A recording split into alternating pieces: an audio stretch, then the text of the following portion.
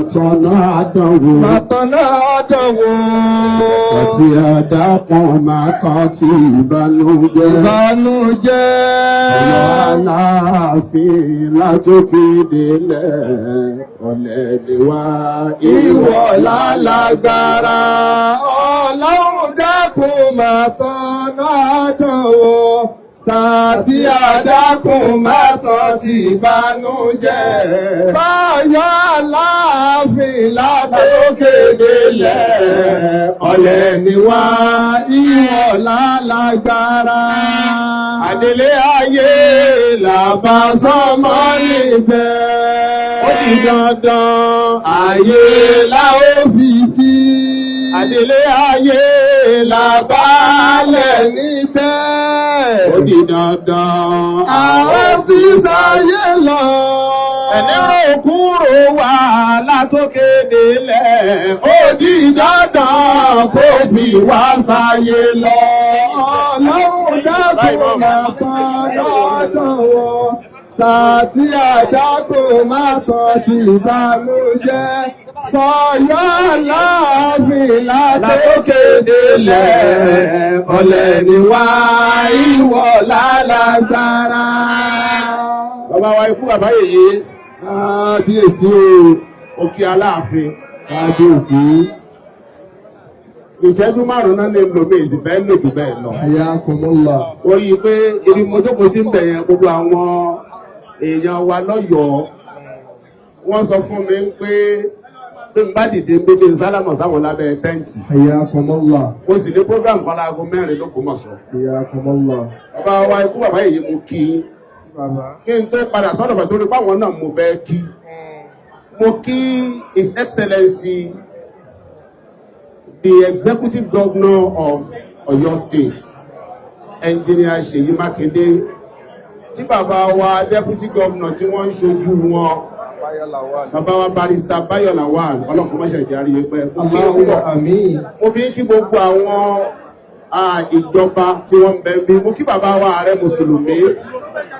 Mo fi kí aṣíwájú àti gbogbo àwọn olóyè Mùsùlùmí ńláńlá. Mo kí gbogbo ẹ̀yin ààrẹ Mùsùlùmí náà mo kí tán ní ìsìn. Ààrẹ Mùsùlùmí of Yorùbá land Edo and Delta. Bàbá wa Dawud Mákanjúọlá Dídàmà.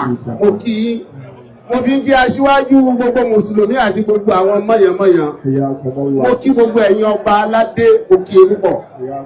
Ṣé ẹ rí bàbá wa Aláàfin? Mo dúpẹ́ lọ́dọ̀ yín pé ẹ ṣe báwọn bàbá yín ti ń ṣe.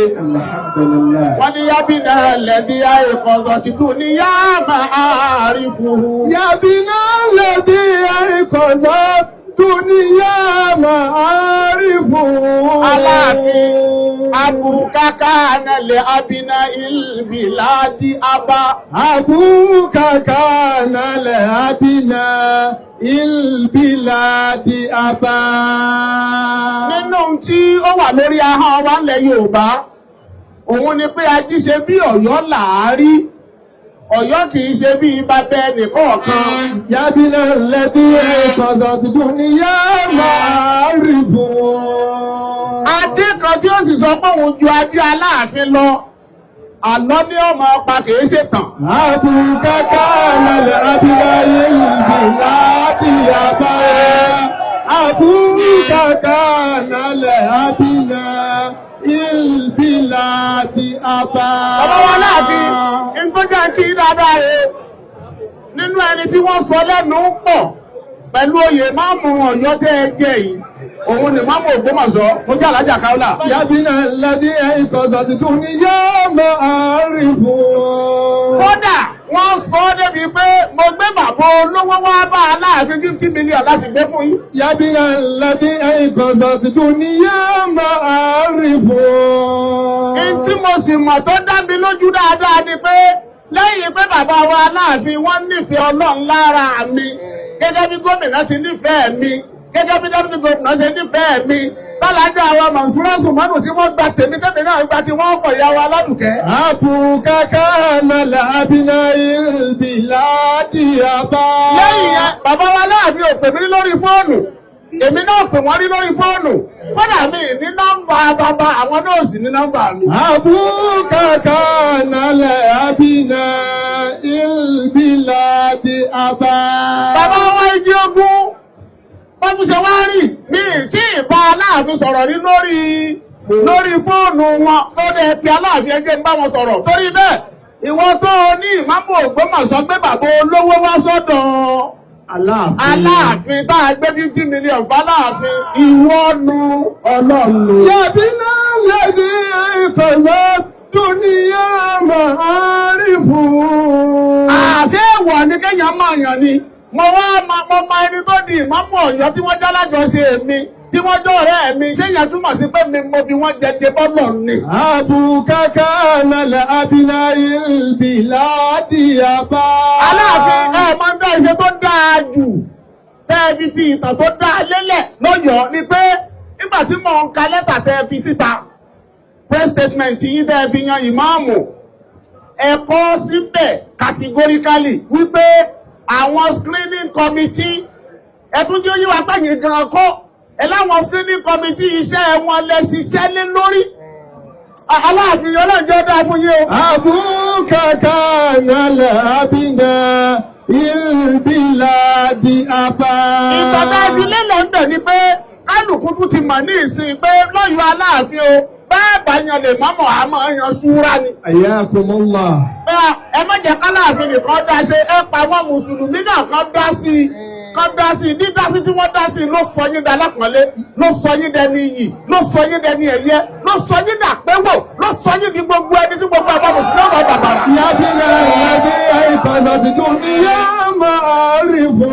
Kábíyèsí onífẹ̀ẹ́ yín pọ̀ gan tẹ́lẹ̀ o ṣùgbọ́n ẹkú ti wá ní súwítà àti ní. Abuka kana la abina ilbiladi aba.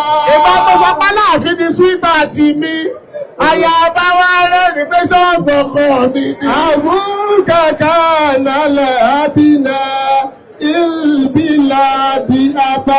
Ẹjọ́ gbogbo ẹ̀yin ọba yòókù ẹ̀kọ́ sí Aláàfin bọ́bá tí ń rí ni wọ́n rí. Yabina ladi ikozat duniya ma'arifu. Orí bẹ́ẹ̀ Aláàfin Ọlọ́run ní jẹ́ ó bàjẹ́ fún yín. Àmín àmín Ẹ lò tí ó pẹ́. àmín Ẹ ní wó. àmín Ajá yín ò ní gbóná máa yín. àmín Adé orí yín ò ní sí. Àmín. Ọlọ́run ò ní yọ yín. àmín Èèyàn ò ní yọ yín. Àmín. Gbogbo ẹni tó bá sọ pé kùbí tẹ́ẹ̀dẹ̀ gbà àfàṣí kóòtù Ọlọ́run. àmín. Ayaba mo kí yín pọ̀ gan. Ẹlẹ́dẹ̀ torú. Nítorí pé Ọlọ́run ṣe yín ní ìyá wa tó dáa ni. Wọ́n lè láwọn ọ̀fẹ́ pé bí ẹ ń lọ ọkọ mi ń fẹ́. Bẹ́ẹ̀ni. Bíyàwó bá lóun ọ̀fẹ́ kò sí ń bá ṣe. Ayakumullah. Torí bẹ́ẹ̀ mo kí yín ayaba ọlọ́kọ̀ mọ́ṣẹ́ àbá inú ilé yìí ò ní dàrú. Àmín. Èmi fẹ́ ká Aláàfin ni o. Lẹ́yìn Aláàfin tí mo kí ẹjẹ́ orójú ìyá mi Aládùkẹ́. Alájà Mọ̀súrà Sùmọ́dún. Ẹ ṣeun. Ó yé mi, ó yé yín, ó sì yé mi. Ẹ ṣeun. Ẹ ṣeun màmá. Ẹ ní ṣubú o. Àmín. Ṣé rí àbáwá Aláàfin nínú tí mo rí lára ìyá wa Mọ̀súrà Sùmọ́dún ní ìsìn mo ti rí ipá o ṣùgbọ́n mo wá kọ̀ǹfàmù ẹ̀ lórí ìrìn àjò yìí wípé ní Nàìjíríà bá a bá fẹ́ yan ìyá àdínní of Nàìjíríà Ayakumullah. Alájà Mọ̀súrà lọ́tọ́ sí of Nàìjíríà ilé ti Yorùbá láti lọ́rùn tí wọ́n ṣe Yorùbá láti lọ́rùn Nàìjíríà ní. torí pé wọ́n ṣe takuntakun ẹ̀yin náà ní ṣubú àárín èyí àtàláàfin ò ní dàrú Àmín. ó ti tòkò ní bàjẹ́ Àmín. wàlá aláhàólà Wala quwwata illa billahi aliyyil azim. mo fẹ́ dá wákà kan bá láàfin. Ṣé bàbá ìmọ̀mù rẹ̀ wọ́n ti ṣe wáàsí fún mọ̀ọ́mù rẹ̀ Ayakumullah. wọ́n ti ṣe wáàsí fún kí n bá wọn sọ̀rọ̀ kí n ṣàdúrà fún bàbá wa ìmọ̀ọ́mù nínú ìjọ rẹ̀ yìí kàn wáyé ẹ wá jẹlè mọ́mọ̀ láti wá sí sí Ọlọ́run ni wáàsí tí wọ́n ṣe fún yín yẹn ọba àlekè ọlá ó jẹ́ wúlò fún yín wala la ilaha illallah wala la hawla wala quwwata. Illa billahi aliyyil. Kọ́kọ́ sọ fún Aláàfin pé yíyẹ ní yẹ̀yẹ́ lé ayọ̀ bá kalẹ̀. Rírọ̀ ní ràdàbà Àrọ̀bá lọ́rùn. aṣọ lékeléké Kì í dọ̀tí ọwọ́ la ọba àtòkè. ẹbí bá Aláàfin yíyẹ ní yẹ̀yẹ́ Yẹ̀yẹ́ lé ayọ̀ bá kalẹ̀.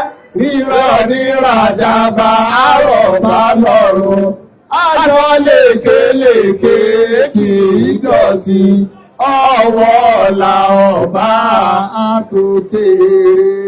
Ọba wa tí a wí, ọba wa ti ṣe, onílé pọ́n balẹ̀ ànílága, bálejò kan ọba lé àrìrọ̀rùn, àwa àtàǹpọ̀n balẹ̀ ká máa ṣòfò ọmọ. Ìyẹn ní yẹyẹlé Ayọ̀bá kalẹ̀, ìrọ̀lẹ́ ràdàbà àrọ̀bà lọ́rùn.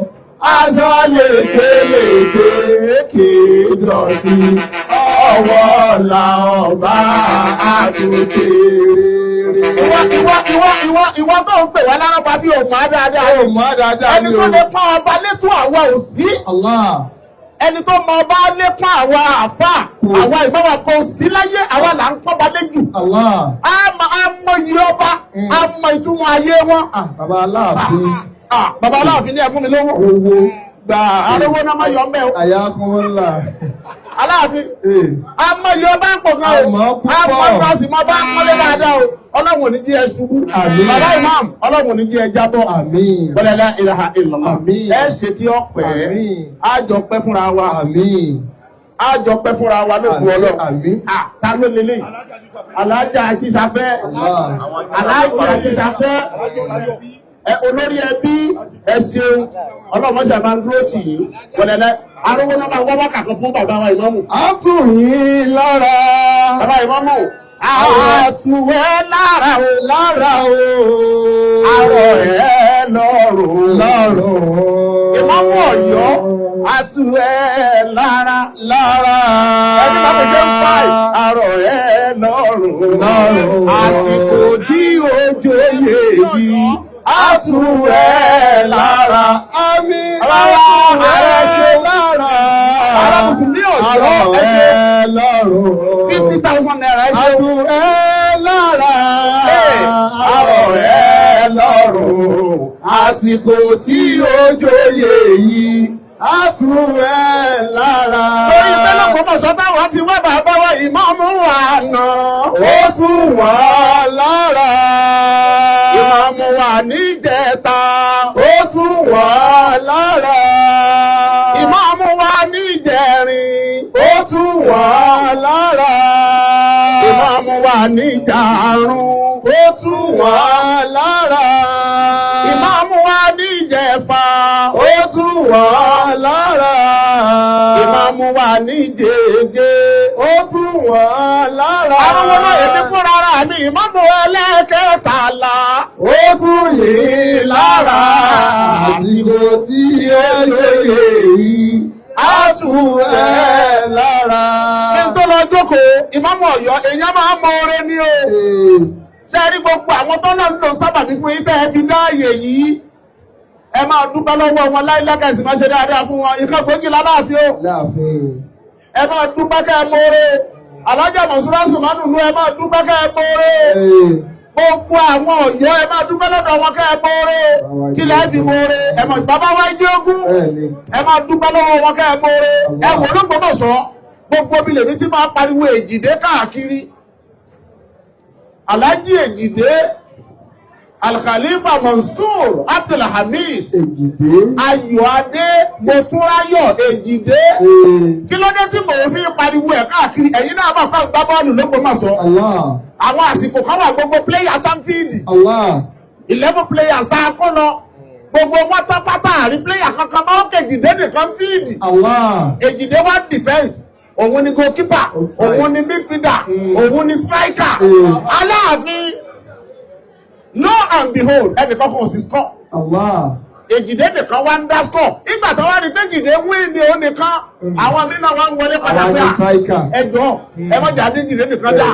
Torí bẹ́ẹ̀, ariwo tí mò ń pa lórí ọ̀rọ̀ Èjìdé ń tọ́fà nù o. Ẹ̀yin náà wà á mọ̀ọ́rẹ́. Èjìdé, Ọlọ́run ò ní jí ẹ ṣubú. Àmín. Ẹ ní wálẹ̀. Àmín. Ẹ ní wálẹ̀. Àmín. Wala la hawla. Wala quwwata. Ní ìsìn báyìí. Bó ti jẹ́ àdùn subhana rabbika.